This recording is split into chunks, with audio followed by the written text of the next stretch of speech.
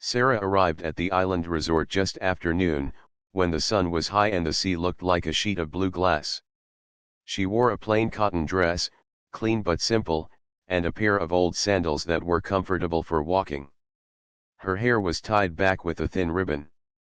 She carried a small canvas bag with her essentials and a single paperback novel. She had not come to show off or impress anyone. She had come to rest, breathe ocean air, and meet her husband later that evening. The reservation had been arranged by his office, which often handled their travel. The email confirmation, she was told, would also be sent to her phone. She checked her screen again as she stepped through the cool shade of the lobby. No new message. Just the island Wi-Fi symbol blinking on and off. The lobby was elegant, quiet music, tall white orchids, polished floors that reflected the light. Behind the front desk stood a manager in a tailored suit and a junior clerk with a new name tag. The junior clerk smiled first. The manager watched, calm and busy, like a person who had many things to handle and liked control over all of them. Sarah smiled back and waited her turn. She did not want to interrupt the couple in front of her who were checking out and asking about boat schedules. She stood near a potted palm and looked around. There were guests in linen shirts and white hats. There were suitcases with shiny wheels. There was a tray of welcome drinks, tiny glasses with mint leaves floating on top. When it was her turn, the junior clerk greeted her. "Welcome. May I have your name, please?"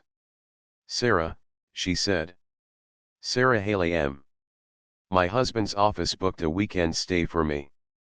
I should have a garden room and later he will join me." She spoke kindly and clearly. She did not rush. The junior clerk typed and scanned the screen. His eyebrows drew together. "1 moment, ma'am." He typed again. "I don't see a reservation under your name." "Maybe it is under another name."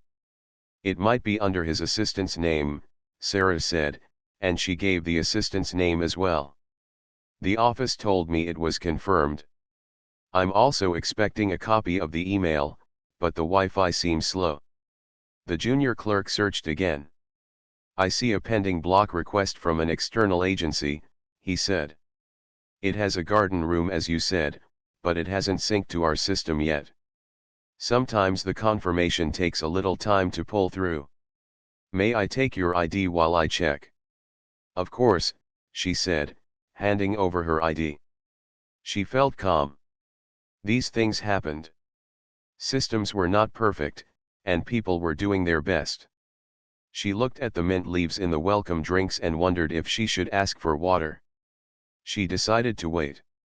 The manager stepped closer, glancing at the screen. His tone was careful. "What is the situation?" he asked the junior clerk. "External agency reservation for 2 nights, the junior clerk said softly. "Pending sync. It looks legitimate, but it hasn't posted." "Do we have email proof?" the manager asked. "Not on our end yet," the junior clerk said. "She's waiting for her copy as well." The manager looked at Sarah for a brief moment, starting at her sandals and moving up to her ribbon-tied hair. It was not unkind, but it was quick and measuring, as if he were adding up visible clues. "Do you have the booking reference?" he asked. "I do not have it in my messages yet," she admitted. "The office always sends it, but perhaps it is delayed. Could I sit in the lobby while it arrives?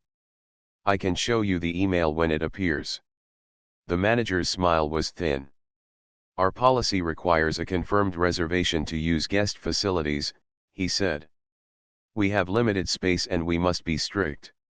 "She could wait right here by the side," the junior clerk suggested softly. "If the agency system updates in the next few minutes, we will see it." The manager kept his eyes on Sarah. "Do you have a credit card to secure a walk-in booking?" he asked. "We could hold a room for 1 hour while you wait." Sarah knew she could provide a card, but the office had already covered the stay. Adding a second booking would complicate things. "The reservation is already handled," she said gently. "My husband's office arranged it." If I make a second one, it may be messy later. I am happy to wait here quietly until the system updates. The manager took a breath. He seemed to weigh convenience against procedure. We are expecting important arrivals this afternoon, he said. The lobby will be crowded. I'm afraid we cannot offer waiting space to non-confirmed guests.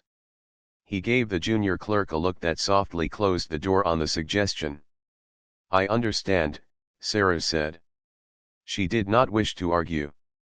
She had seen staff members scolded by managers before in other places, and it always made her sad. She did not want that to happen here. Is there a shaded spot outside where I can sit while I wait for the email?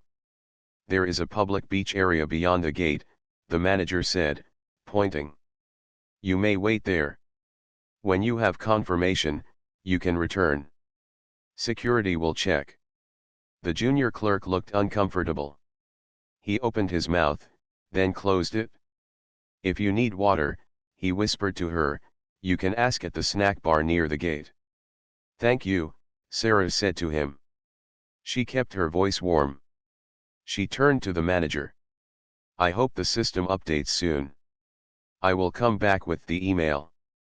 She took her ID from the junior clerk, who handed it back with a quiet apology in his eyes. Sarah gave him a small, grateful nod. It was not his fault. He had tried to help. She turned and walked through the lobby, past the orchids and the tray of mint drinks she had not touched. Outside, the air was warm and salty. The sky was generous and bright. The gate to the public beach stood open, and a guard checked wristbands of people coming in from the private side. Sarah smiled at the guard, who did not know her story and did not need to know it. She found a spot on a low wall and sat down. A light breeze carried the smell of coconut sunscreen and seaweed. Children laughed somewhere down the shoreline. Someone took photos. Someone else dragged a cooler over the sand, and the wheels made a soft rattling sound. She checked her phone again. Still no email. The battery was lower than before, and the blinking Wi-Fi symbol was uneven. She considered her choices. She could go back in and try to speak again. She could call the office, but she was not sure who was in their seats on a weekend. She could book a small room somewhere else for the afternoon and return in the evening. Or she could simply wait and trust what she knew, the reservation existed, and her husband's plans were precise. He had told her that the boat would be near the island by late afternoon. He had told her that the skipper would reach out when they were close. He had told her, as he always did, if there is a small delay, don't worry. She was not worried. She felt a small pinch of embarrassment, yes, because she had been turned away in front of other guests. But she also felt sure of herself. Clothes were just clothes. A ribbon was just a ribbon. A person's worth did not rest on a shiny suitcase, and she had never believed it did. She sat up straight on the low wall and watched the water move in slow, patient strokes. A woman with a sun hat walked by and, seeing the canvas bag on Sarah's lap, asked kindly, "Are you waiting for someone?" "Yes," Sarah said. "For a message." "Lovely day to wait," the woman said, and she meant it. Sarah smiled and agreed. It was a lovely day. The sun warmed her shoulders. The breeze cooled her neck. The sound of the sea was steady and friendly.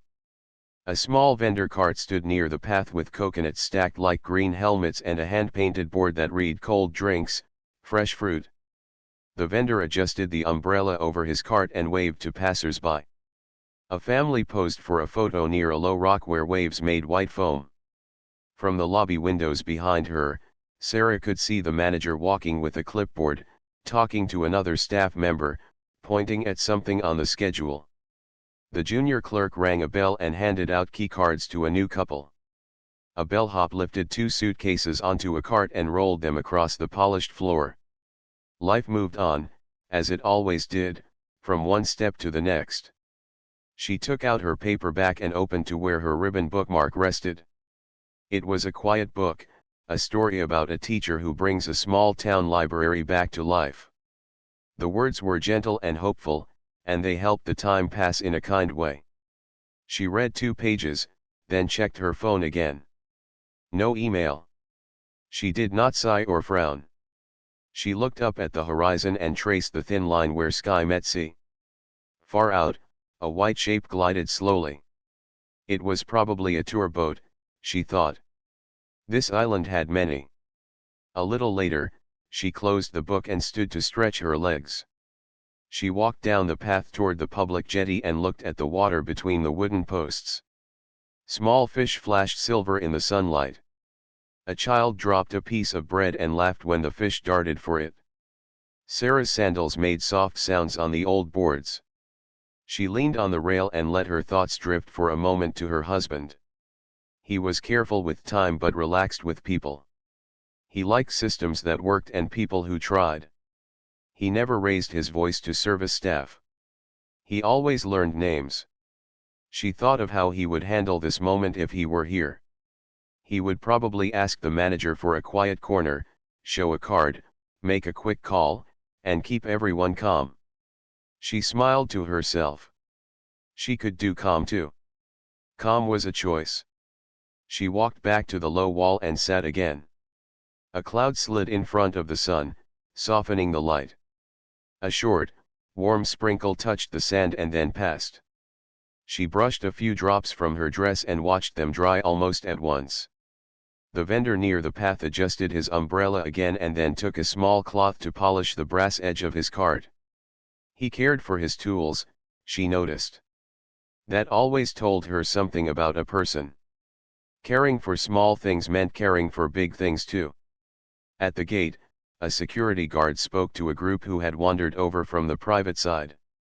He pointed kindly toward the public path and explained the boundary. He did his job without harshness. Sarah appreciated that. It was possible to be firm and respectful at the same time. She hoped the manager inside would also find that balance. She did not wish him harm or embarrassment. She only wished for fairness for herself and for anyone who might come after her dressed in simple clothes with a real reservation that just needed a few more minutes to appear. Her phone buzzed once, as if trying to bring her news, and then fell silent. The battery icon dipped a little lower. She decided to conserve power. She would not scroll. She would keep the screen dark and trust that when the message came, she would feel the buzz and see the subject line. In the meantime, there was the book, the sea, the warm bench, and the easy rhythm of people on holiday. Waiting did not have to be heavy. It could be light, if she allowed it. Time moved in quiet inches. Somewhere behind the lobby windows, someone set a tray of new glasses. Somewhere out on the water, a boat changed direction, small as a fingertip. Sarah lifted her canvas bag onto her lap and held it close. She felt steady. She knew who she was and what she was not. She was not a person who needed to prove her worth with labels or loudness. She was a person who chose patience when patience was useful. She was a person who would pay attention, keep her voice level, and take the next right step when the moment arrived. It would arrive, she was sure. When it did, she wanted to meet it with grace. Sarah checked her phone again. The small battery icon looked tired, like a candle near the end. 2%. She turned the screen off and breathed slowly. She had time. She told herself this again and again. Time is not the enemy. Worry is. She put the phone back in her canvas bag and stood up to stretch her legs. The sea kept moving, steady and sure. Boats far away made thin white lines on the water. On the path nearby, the vendor adjusted his umbrella once more. He had kind eyes and a careful way of moving, as if every small thing mattered. When he saw her stand, he lifted a plastic chair from behind his cart and set it under the shade. "You can sit here," he said. "No charge. The sun is strong." "Thank you," Sarah said. "I will pay for a drink, at least." "Then let me bring you tea," he said. "Hot tea helps in any weather." He poured tea from a small steel pot into a paper cup. The steam smelled of cardamom and something sweet. Sarah took a careful sip. It was simple and warm. She felt the tea go down and soften the tight place in her chest. She reached for her purse, but the vendor held up his hand. "Later," he said. "You can pay later. No rush." "I prefer to pay now," she said with a smile. "I won't forget." "Then we are both happy," he said, laughing softly. She paid and placed the coins in a small dish on his cart.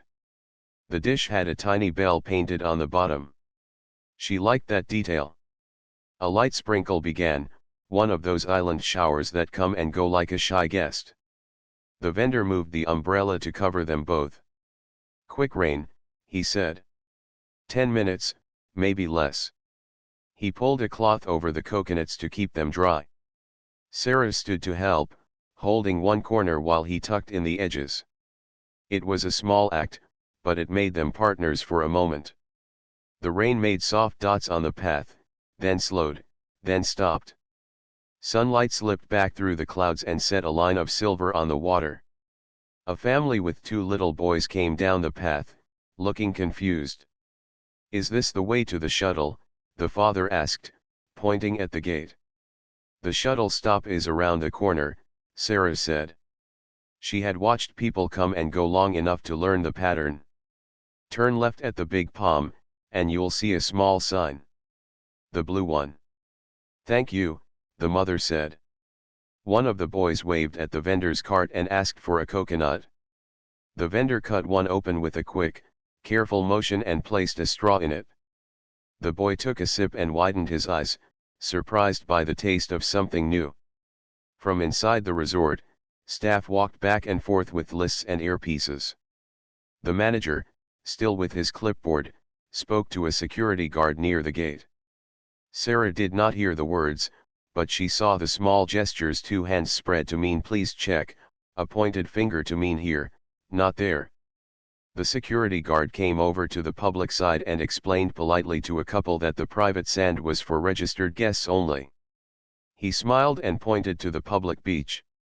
The couple thanked him and walked on. The mood stayed calm. Rules could be clear without being cold. Sarah liked to see that. She took out her phone again and checked for any new mail. Still nothing.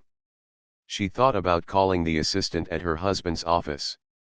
It would be the first thing many people would do. But she had worked with that office long enough to know weekends were thin. She did not want to put someone in a rush. She saved her battery and put the phone away. "Do you need to charge?" the vendor asked. He lifted a small solar power bank from under the cart. "Not fast, but better than nothing." "That is very kind," Sarah said. "Yes, please, if you don't mind." She plugged in the cable. The tiny light on the power bank glowed. It would not fill the battery, but it would give her enough for a call or a text when it mattered. That was all she needed. She took her book out again, but she did not open it. She watched instead. The sea told its own story. A woman in a white hat tried to take a photo of a bird, laughed when the bird flew away, and took a photo of the empty branch instead. A bellhop rolled a cart of luggage across the lobby floor. The junior clerk handed a key card to an older couple and bowed his head in a small, graceful way. He had gentle manners. Sarah hoped the day would be kind to him. A thought came to her: perhaps the agency could help. She unplugged the phone for a moment and turned it on. The battery showed 3% now. She found the agency's number in her contacts and called. The line rang, then played soft music. A woman answered, warm and alert. "Good afternoon. How may I help you?" Sarah gave her name and the assistant's name and explained the situation in simple words. "I believe the reservation exists," she said. "But the resort system says it has not synced. I am sitting outside. I don't want to cause trouble. I only want to know if the booking is truly there." The agency woman typed for a moment. "Yes, I see it," she said. 2 nights, garden room, arranged by your husband's office, arrival today. It shows awaiting property acknowledgement. That means the resort system has not pulled it in yet. Can you send the confirmation again? Sarah asked. Perhaps with me in copy and also to their general email. I will send it now, the woman said. I will also call the resort directly and ask them to refresh their system. Thank you, Sarah said. I appreciate your help. It is my job, the woman said, kind but professional. Please give it a few minutes. Sarah ended the call and turned the phone off to save the little power left. She felt better, not because of the piece of paper, but because someone on the other end had seen her and said, I know your name and I see your plan. Being seen matters. She decided to try the lobby again, not to argue, only to check. She told the vendor she would be back and walked to the gate. The security guard recognized her and nodded. Any luck? He asked, with genuine interest. Maybe soon, Sarah said. Thank you for asking. Inside, the lobby hummed. The manager stood near the desk, speaking to 2 staff members. Sarah waited until there was a natural pause, then stepped forward. Hello again, she said to the junior clerk first. The agency has resent the confirmation and will call you. May I sit near the window while you check? The junior clerk looked at the manager. The manager's face stayed polite but firm. As I said, we cannot offer lobby space without a confirmed reservation, he replied. But I will ask the team to watch for any update. I understand, Sarah said. She did not roll her eyes or use a sharp tone. She simply nodded. Please also note that I am available right outside the gate. When it appears, I'll come in quickly and show whatever you need. The junior clerk gave her a small, grateful look. He had hoped for a softer answer to offer, but he could not change rules by himself. Sarah did not blame him. She thanked them both and walked back out. The sun reached in through the glass and made bright rectangles on the floor. Her sandals made small, respectful sounds. Outside, the vendor waved when he saw her. Your chair is waiting, he said. She smiled and sat. He handed her a clean towel. A wave splashed the wall a few minutes ago, he said. Just in case. Thank you, she said, placing the towel on her lap like a light blanket. A small wave did roll higher than usual and tapped the wall. The towel kept the spray off her dress. She looked at the vendor and asked, What is your name? Rafi, he said. And you? Sarah, she said. It is nice to meet you. Names make strangers into neighbors. After that, it is easy to be kind. They spoke about small things, the tides, the best fruit in season, the weekend boats that came full and left a little less full. Rafi told her how he kept a notebook of small costs, so he could pay for school books for his niece. He did not say it to make himself look good. He said it like someone who had a plan and liked to keep promises to himself. Sarah listened and felt the warmth of respect. Anyone who makes a small plan and sticks to it is a strong person. A little girl dropped her sun hat near the path and ran on. Sarah picked it up and called, Your hat. The child turned, shy, and came back to take it. Thank you, the child's grandmother said. The grandmother's eyes were bright. That was kind. It was easy, Sarah said. Easy kindness is still kindness. She checked the horizon again. A white shape moved slowly along the line between blue and blue. These waters had many boats, but something about the shape caught her attention. It looked steady, not like a tour boat that turned and stopped. It looked like a guest who knew exactly where to go. Hope rose in her, gentle and quiet. She did not jump. She simply breathed a little deeper. Her phone, still on the power bank, blinked. She turned it on. One new email had arrived, but the subject line did not load fully before the battery dipped again. She smiled at the small game technology sometimes played. Not now, little phone, she thought. We will talk when we are both ready. She turned it off again and let the power bank do its slow work. A staff training group passed by the window inside. The manager spoke to them with crisp words and calm hands. Sarah could not hear, but she read a line on his face, a mix of pride and worry that all leaders wear when important guests are due. She caught a phrase through the open door: VIPs arriving by sea, and then the door closed. So the resort was waiting too. Everyone here was waiting for something. The thought made her kinder to the manager. Waiting can turn people into stones or into water. She hoped he would choose water. The agency woman called back. The phone buzzed once in Sarah's palm, then steadied. We spoke to the resort team, the agency woman said. They confirmed they see the block and will refresh again. I also sent the PDF to an alternate email for you. Are you able to receive it? Not yet, Sarah said. My phone is resting. But thank you. You have done enough. I will manage from here. Please call if you need me, the woman said. And have a pleasant stay. I will, Sarah said, and she meant it. She looked at the time on the vendor's old wristwatch, which he had placed near the cash dish to keep it dry. 2 hours since she first arrived. Almost. The day had not been wasted. She had learned the rhythms of this place. She had watched the people who worked here. She had watched herself. She had practiced patience like a quiet skill, one breath at a time. A soft wind moved through the palms. The leaves made a sound like quiet applause. Sarah stood and walked toward the public jetty, only a few steps away. She held the towel in one hand and her canvas bag in the other. Rafi called after her, "Do you want me to watch your chair?" "Yes, please," she said. "I will come back to settle everything." She reached the jetty and looked out. The white shape on the horizon was closer now. It had a clean line and a confident way of cutting the water. A small bird landed on the railing beside her, cocked its head, and then flew off again, as if delivering a small message: "Be ready." Behind her, she heard a change in the lobby's sound. A door opening. The gentle rush of many steps.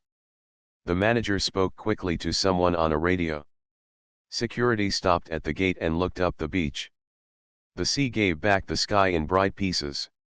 Sarah stood quietly and waited, steady as a marker on a map.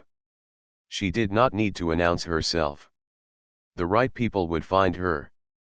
She felt it in the way the day had moved, one careful step to the next, all the way from the orchids in the cool lobby to the warm wood of the jetty under her sandals. Now the white shape on the water grew larger, slow and steady, like someone sure of their path.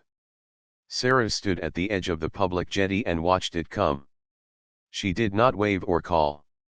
She only rested her hands on the warm wood rail and let her breathing match the small, even waves. Behind her, the vendor Rafi kept an eye on her chair and his cart. He polished one coconut as if it were a little lantern. The sky was bright again. The thin cloud that had softened the sun drifted away, and the sea turned a deeper blue.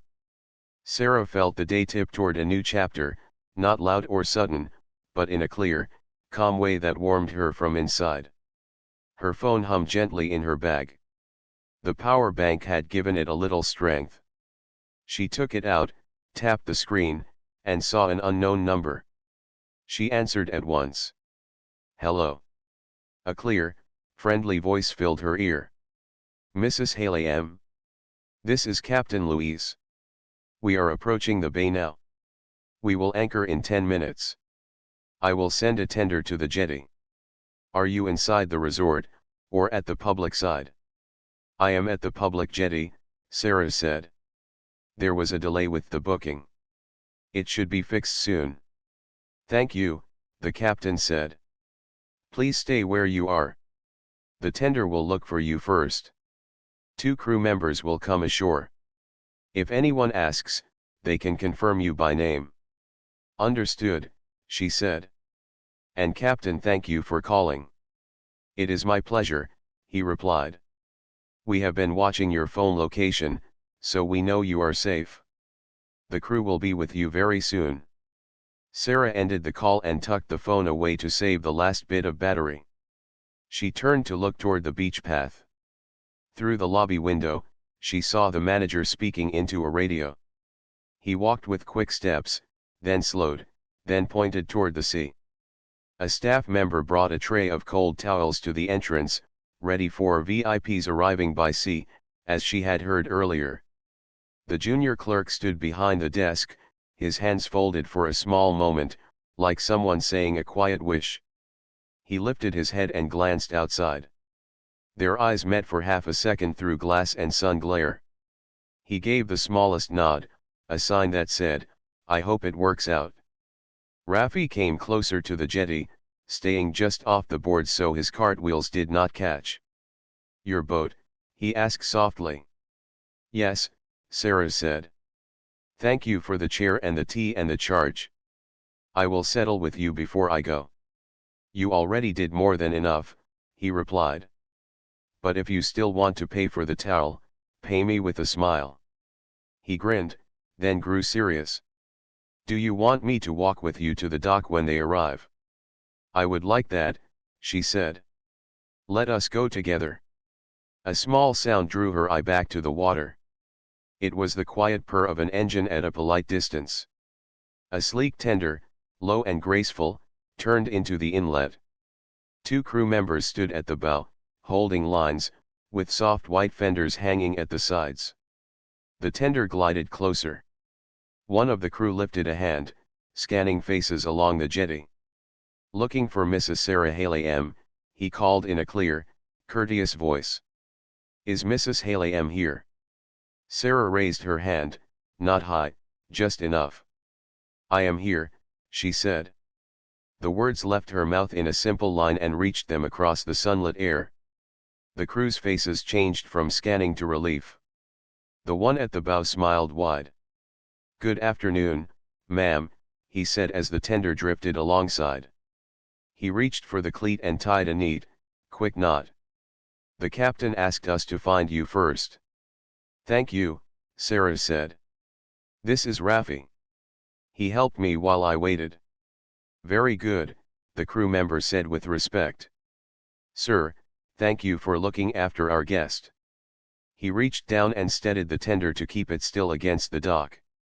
The other crew member stepped off with care and offered his hand to Sarah. "Mind the small gap," he said softly. Before she stepped, Sarah turned and looked toward the resort entrance. The manager had come to the private side of the jetty with two staff members. He saw the tender and the crew and then, finally, saw Sarah.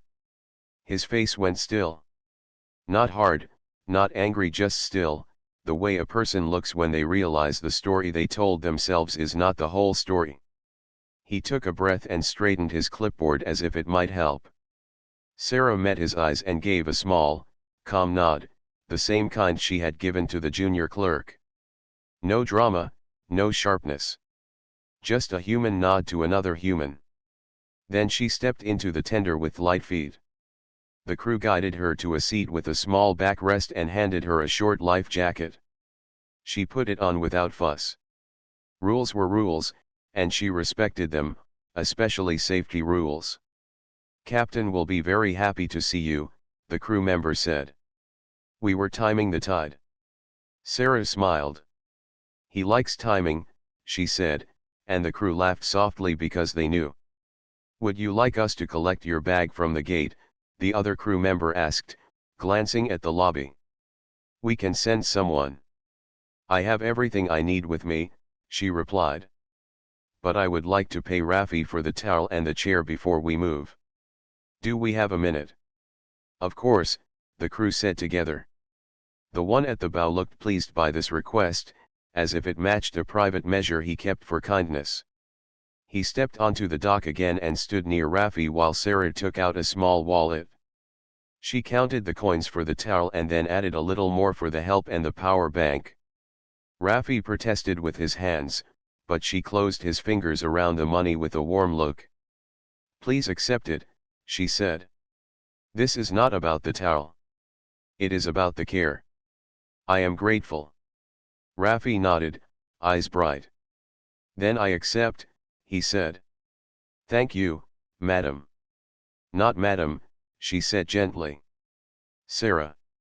Names mattered to her, always. Sarah, he said, and his voice held the name like a small gift. May your day stay calm. She turned to the crew. I would like to speak to the resort manager for a moment, she said. Can we pause here while I ask him to join us at the jetty? Certainly, the crew member at the bow replied. We can wait. He stepped over to the private side security and passed a message with quiet, professional words. The guard relayed it to the manager. The manager hesitated, looked at the tender, looked at Sarah, then walked along the private planks until he stood within polite speaking distance. Mrs. Haley M., he said, choosing his tone with care. I see there was a misunderstanding. There was a delay, Sarah said, her voice even. Delays happen. I am not angry. I do, however, want to make sure no guest in simple clothes is asked to wait outside when the only thing missing is a slow email. The manager's gaze flicked, just once, to the junior clerk, who had come as far as the doorway. The clerk did not move closer. He stood very still, like a small statue beside the orchids. We follow policy to protect our guests and our staff, the manager said. I respect policy, Sarah replied. I am asking for a small change in the welcome process when there is a pending reservation. A chair in a corner. A glass of water. A place to charge a phone while the system updates. I was safe outside. But it did not need to be outside. It could have been by a window, with respect from both sides. Rafi stood a step back, quiet as a tree, listening with attention.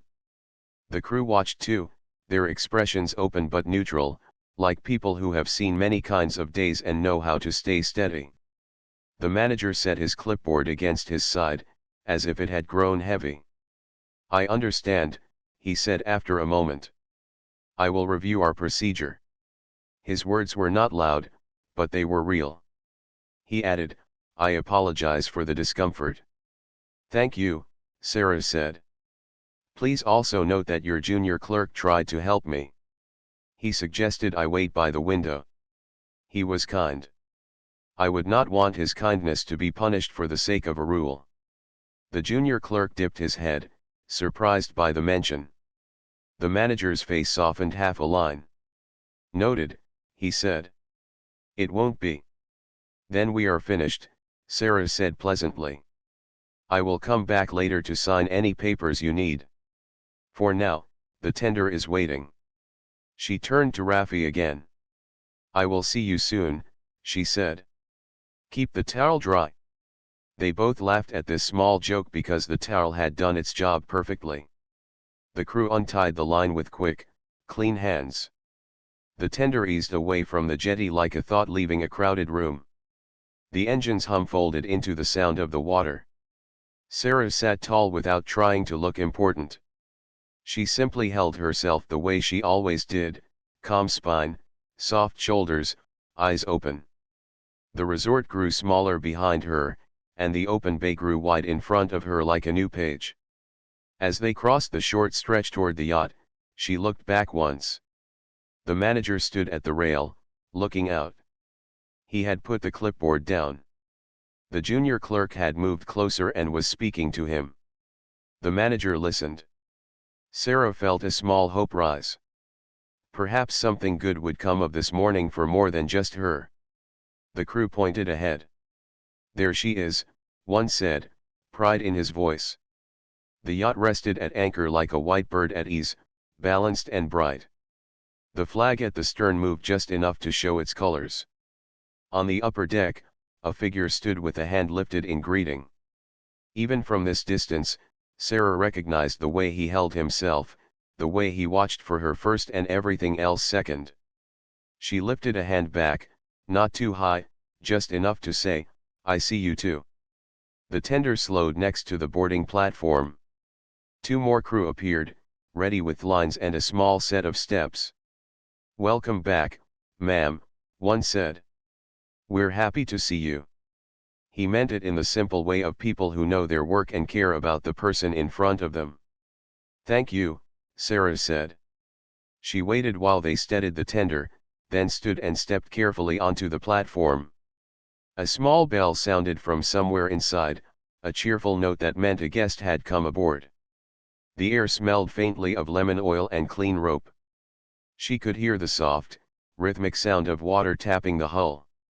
It sounded like a heartbeat paired to the ocean. Before she took another step, she turned once more toward the shore. Raffi was a small figure now, but she could still see him by his bright umbrella. He lifted his hand. She lifted hers. The manager and the junior clerk had gone back inside, perhaps to their lists, perhaps to a small talk about chairs and windows and the worth of simple clothes. The public jetty, the private rail, the open water, all lines on the same map, all people on the same day. Sarah faced forward again. The deck crew led her toward the stairs with patient steps. She felt light and grounded at the same time, like a kite that knows the string is strong. The turning point of her day had come without shouting or sharp edges. It had come with a phone call, a steady tender, a few true words, and a choice to let facts speak louder than fear. She carried that feeling with her as she climbed, one careful step after another, into the bright afternoon and the next part of the story. The deck crew led Sarah along the side passage where the sea brushed the hull like a gentle drum. The yacht's air held the clean smell of lemon oil and salt. A steward handed her a cool towel and a glass of water. "Welcome aboard," he said softly. "Would you like anything to eat?" "Just some fruit, please," she replied. "Something light." He brought a small plate, slices of mango and a few grapes, and set it on a low table by a shaded seat. Sarah thanked him and sat, not to hide, but to breathe and see the whole picture. The tender ride had been short, the feelings around it were bigger. She took a slow sip of water, then another. Calm is a practice, she reminded herself, not a talent. Captain Luis came down the steps from the bridge, steady as the sea under him. "Mrs. Haley M.," he said with a warm smile. "Good to have you on board." "Good to be here," she said. "Thank you for finding me so quickly." "We track weather and people," he said. "Both can change fast." Then he lowered his voice a little. "Your husband is on a call about the Island School Scholarship Fund. 10 minutes more, he says. He asked me to tell you he's proud of how you handled the morning." Sarah felt a soft heat rise behind her eyes. Not tears, exactly just that warm feeling when someone who knows you well sees the work you're doing inside your chest. "Tell him I'm fine," she said. "And that I met someone kind at the beach. His name is Raffi." "Noted," the captain said. "Now, a small update from shore. The resort emailed our purser. They plan to mark your room as a no-show if the confirmation doesn't sink by afternoon.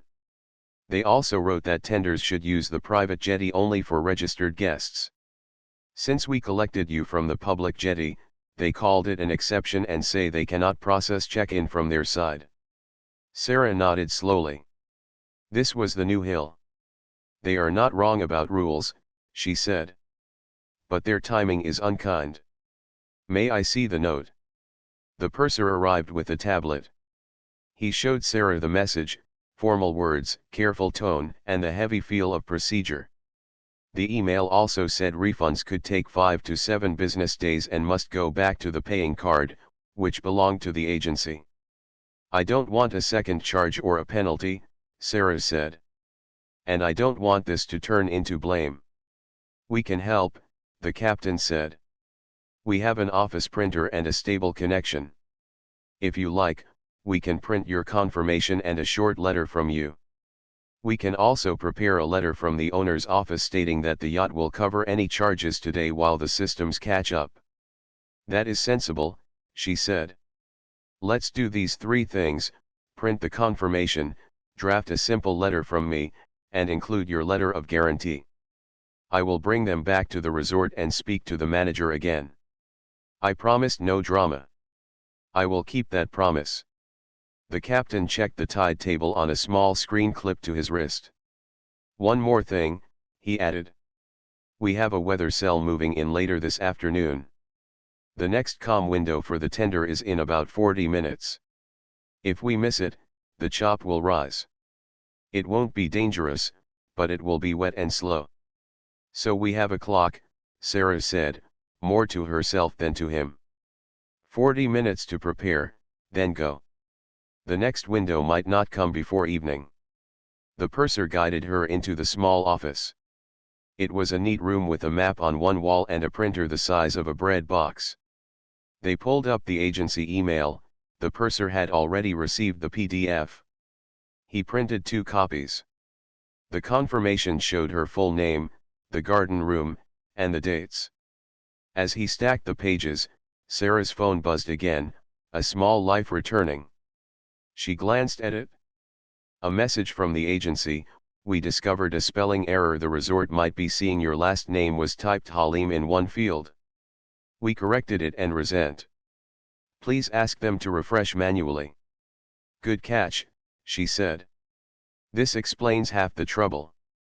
She typed a short thank you to the agency and turned the phone off to save what little charge remained. Would you like stationery? The purser asked. Yes, please, she said, and he placed a thick card in front of her, simple, white, with a tiny crest at the top. She wrote in clear, plain sentences. There was a delay caused by a minor spelling error and a slow system sync. I understand your policies. I request 2 small actions today. 1. Void any no-show penalty and confirm the refund of my deposit to the original payer, and 2. Adopt a lobby welcome pass for guests with pending reservations, seat, water, Wi-Fi, and a phone charge spot while systems update. Please also note your junior clerk's kindness. He suggested a calm solution. She paused, then added one more line. Lastly, the street vendor by your gate, Rafi, showed care and honesty. If there is a simple way to grant him a legal weekend permit near the entrance, I would be happy to cover the fee through our foundation, if allowed by your rules. She signed, with respect, Sarah Haley M. The purser read the letter and nodded. Strong and kind, he said. Shall I print a copy for the manager and one for their finance office? Yes, she said. And please print the captain's guarantee letter. He did. The guarantee letter was simple. We confirm that any charges related to booking adjustments today may be held on the owner's account pending the property system update and agency reconciliation. It had a signature line and the yacht's details. The captain came in, signed with a steady hand, and checked the tide again. 20 minutes, he said. Plenty, if we keep steps small. A steward returned with a light windbreaker. For spray, he said. The breeze is freshening. Thank you, Sarah replied.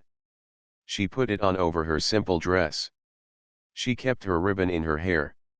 She chose not to change anything else. The whole point was to show that respect does not depend on labels or shine. On her way back to the boarding platform, she passed the main salon. For a moment she heard her husband's voice through a half-open door, warm, patient, talking about laptops for older students at the island school. He ended the call, stepped into the hallway, and saw her. Their eyes met. You okay? He asked softly. I'm good, she said with a small smile. I'm going back to the resort for a few papers. There was a spelling error. The agency fixed it? Do you want me to come? He asked. Join me in part 5, she joked gently, using their private language for chapters and plans. Right now the tide is our teacher. He laughed, then grew tender. Proud of you, he said again, but this time it wasn't a message through someone else. It was direct. He squeezed her hand once. Take 2 crew and the purser. I'll follow on the next tender. Perfect, she said. The tender ride back was brisk. The sea had picked up a little, the surface now a field of small, neat ripples with the tops brushed by wind. Spray tapped the bow in a fine mist. The crew kept the speed comfortable. At the private jetty, security was ready. The guard who had been calm earlier recognized her and opened the small gate. "Welcome back, ma'am," he said. "The manager is in the office. He asked me to guide you in." "Thank you," Sarah said. She liked his steady tone. It made the space feel safe.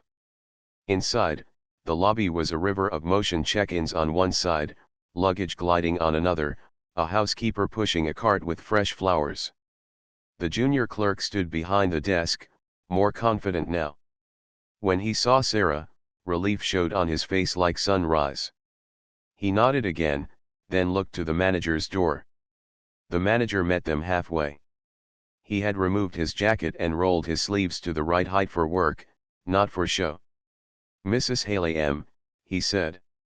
"We received the corrected confirmation. Our system now shows your name properly. I'm sorry for the confusion." "Thank you for telling me," she said. "I brought a few documents to make today clean and kind for everyone." She handed him the printed confirmation, her short letter, and the captain's guarantee. "I know refunds usually take time. But since the deposit was held due to a spelling error, would you consider voiding any penalty today and confirming the refund to the agency now? Our office can cover any temporary hold." The manager read quickly, then slower. He seemed to relax at the clear steps. "Finance can process the void," he said, "but we need a senior code." "Let us ask for it," she said simply. No push, no edge, just the next step. He made the call. "We need the same-day void code," he told finance. "Yes," the agency corrected the name.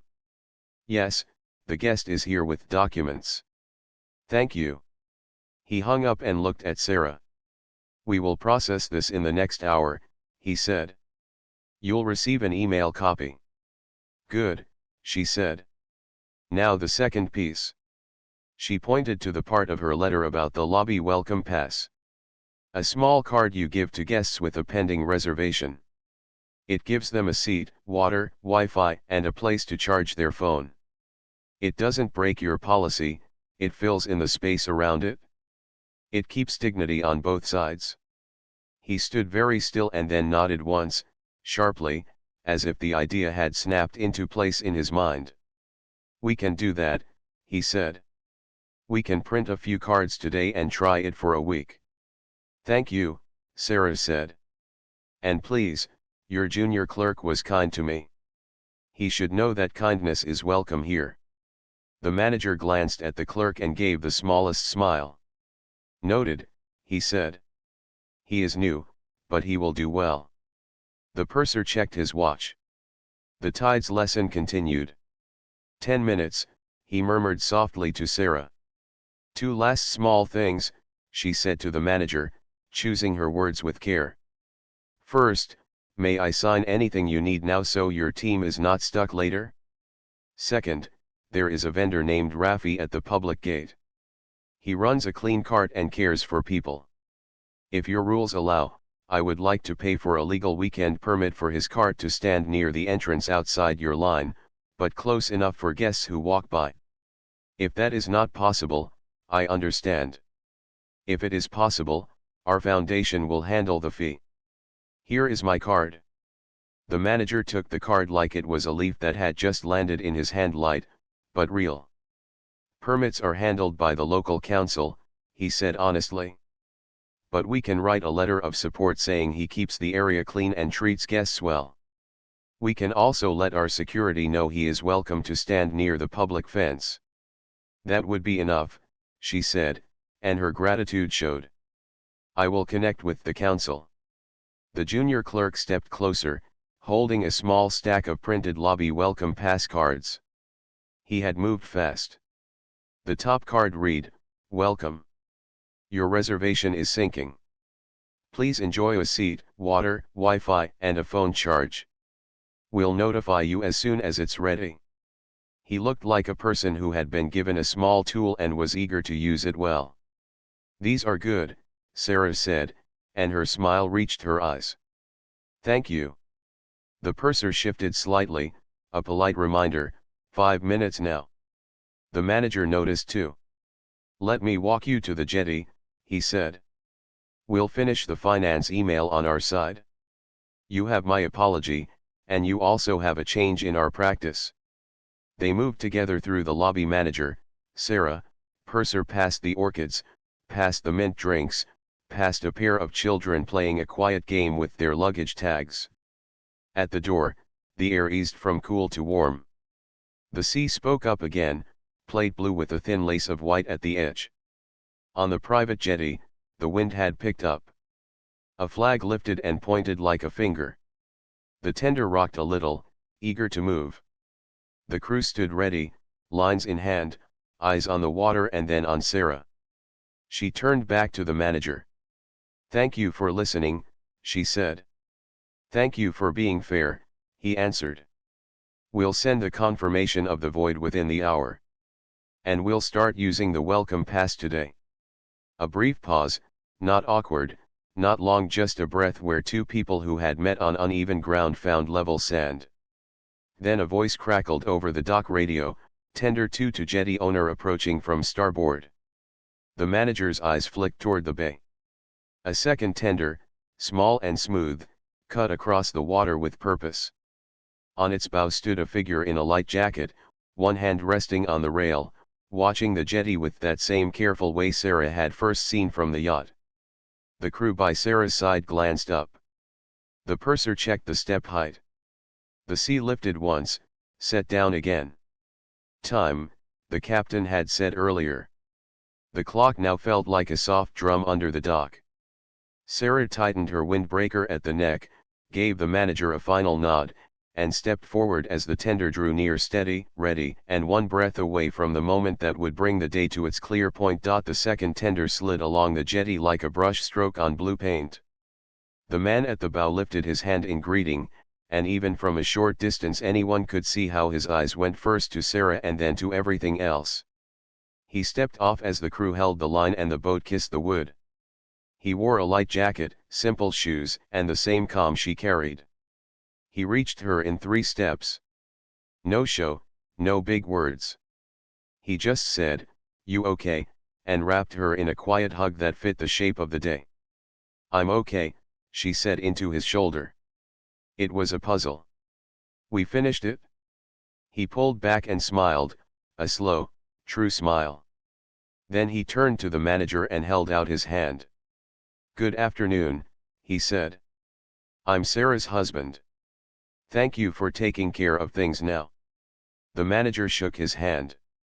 His face showed the mix of relief and respect that comes when a person chooses to meet a hard moment with grace. "We have processed the void," he said. "Our finance team is sending the email to the agency now. And we are trying a new card for guests with pending reservations. We call it a welcome pass." "Good," Sarah's husband said. He looked at Sarah with a little shine in his eyes, the kind that says, "I see the work you did." "May I add one more thank you?" he asked the manager. "Your junior clerk saw a kind path even before we had proof. Please keep that spirit here. It helps everyone." "We will," the manager said. "And I am sorry for the way the morning began."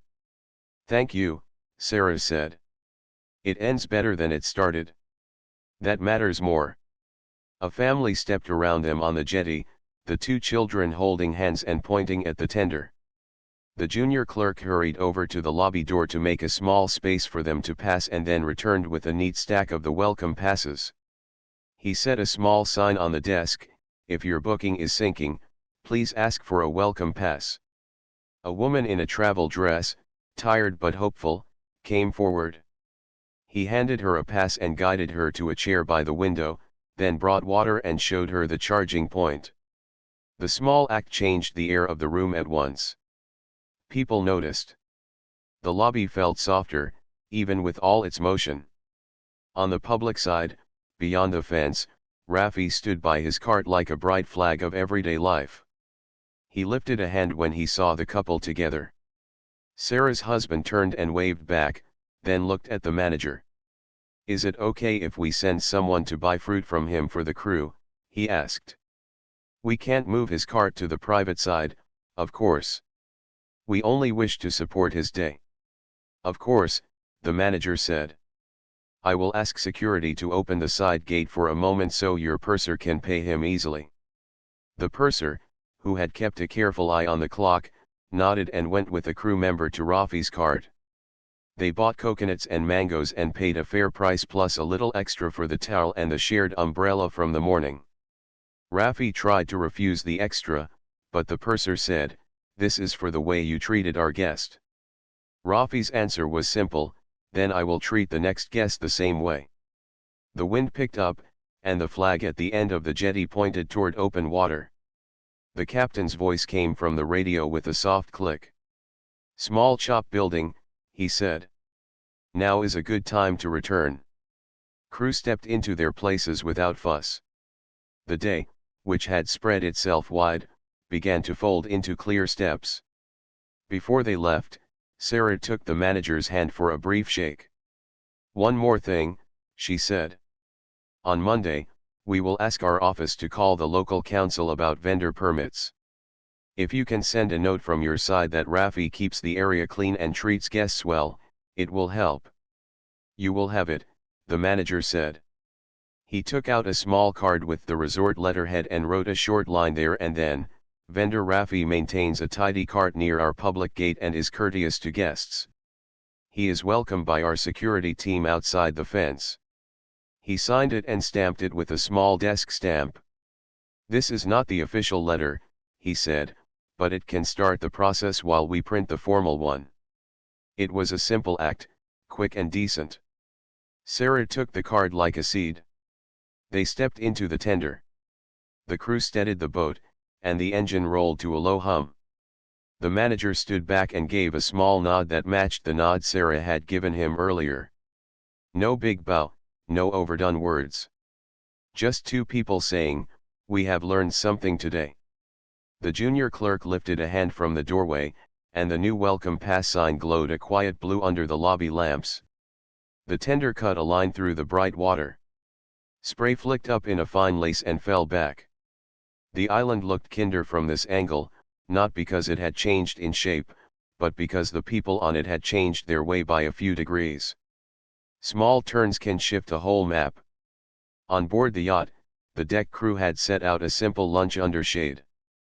Fresh bread, grilled vegetables, a bowl of rice, and a little plate of sweet dates. Sarah's husband pulled out a chair for her. "Tell me everything," he said, and he meant it.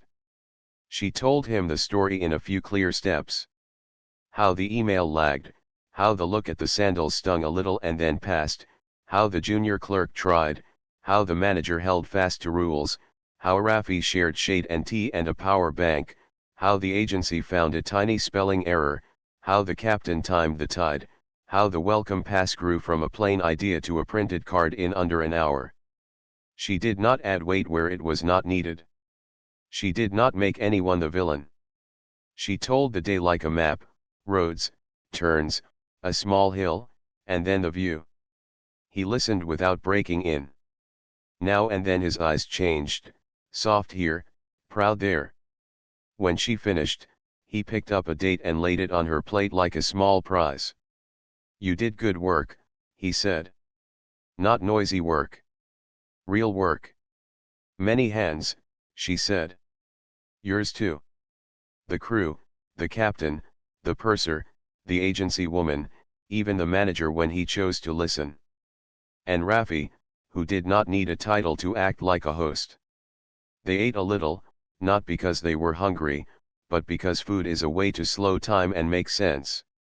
The yacht shifted gently on the anchor, a slow breath under their feet. A gull drew a white line across the sky, then left it empty again. A steward came by with a tablet. "The email from the resort arrived," he said. "Deposit voided, refund to the agency confirmed. They thanked you for the suggestion about the welcome pass." Please send a thank you back, Sarah said. And ask them to tell the junior clerk his kindness did not go unnoticed. Done, the steward said. After lunch, the captain came to the table with a short update. Wind will be playful until sunset, he said. We can stay at anchor and take the dinghy to the small cove if you'd like. Calm water there. The school had also texted to say the laptop cases arrived at the island store. We can pick them up in the morning. Let's keep it simple today, Sarah said. I want to rest and then write a note to the council about Rafi. We can draft it now and send it first thing Monday. Her husband nodded. I'll add a line from the foundation, he said. We can offer to sponsor a small waste bin near the public gate too. It will help keep the area clean. Good idea, she said. A bin with a lid. Rafi will like that. They walked to the stern and sat on a low bench where they could see both the resort and the public beach. The difference between the two looked thinner now. On the private side, a staff member offered cool towels to a group just off a boat. On the public side, a boy flew a green kite. The string bowed and then held. The boy's face was a bright coin turning in the sun. Sarah opened her canvas bag and took out her paperback. The ribbon was still in its place. She thought of how the day had looked from the cool lobby in the morning and from the warm wall by the public gate and from the steady floor of the yacht now. Each view was true. Together, they made a whole. Her husband leaned back, eyes half closed, the easy look of a person who trusts the team around him. You know, he said, money can hire a big boat and a nice room, but it cannot hire the feeling I have when you walk through a hard hour and stay kind. That comes from inside you. She touched his hand. And from inside you, she said. And from the way we try to make our plans fit people, not just calendars. A small tender from the resort crossed the water with new guests. They looked at the yacht and pointed, the way people point at a bright thing. Sarah did not mind. She had never cared to be seen for the boat. She wanted to be seen for the choices. She closed her eyes for a moment and let the wind move a few stray strands of hair that had slipped from the ribbon. Later, as the light went warm and low, they took the tender back toward the public jetty, not to make a show, but to keep a promise. Rafi was closing his cart for the evening, wiping the counter, lining up the coconuts for tomorrow. When he saw them, he reached into a small cooler and pulled out a paper bag. For you, he said. Mango slices for later. On the house. We will not take it for free, Sarah's husband said with a kind laugh. But we will take it with thanks. He paid and added the small council card the manager had signed. This is a start, he said. On Monday, our office will call the council. The resort will send a letter too.